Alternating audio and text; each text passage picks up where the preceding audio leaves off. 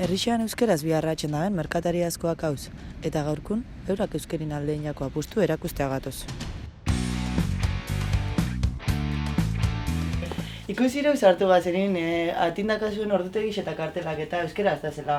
Orokorren esan zinke zuen eskuran zerbitzu euskeraz emote zuela, ezta? Bai, gaur eskondana orokorren euskeraz ipintzen dugu, erose ordutegi, erosen nota hartzaldin ordutegixek aldatzen badugu eta inok espada gulertzen edotu behi pakar, galdetu, eta bueno, erantzun gotzago beste hizkuntza baten, orokorren, gaur eskondana, dana euskeraz etxen dugu.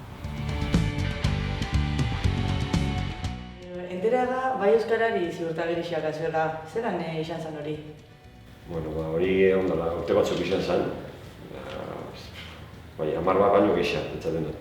Eta itxaso behitiak kontaktan nitxun, gatu ginen leko baten, eta, ontxe ginen berbetan, eta ze idea zen, eta, zelan funtzionatek genuen darun, eta ontxe hasi zen. Falta batzuk ere Moskun, irakurri zen, eta ontxe hasi zen. Eta ontxe arte. Urtero etxen dugu berrikuspen bat, zelanik ise aldaturan bezan, eta urduntxetik onasi arte, ontxe. Jakin jau txiringitu gutun jazera bela euskerin behatu gitxik, guazen galdetzea ia segutun dan.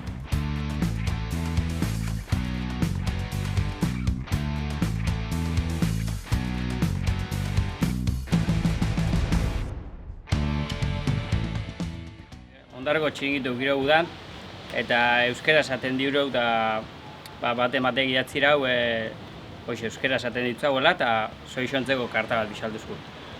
Bai, sorpresa bat izan da. Normalin faktura bakarrik jasotzen dugu.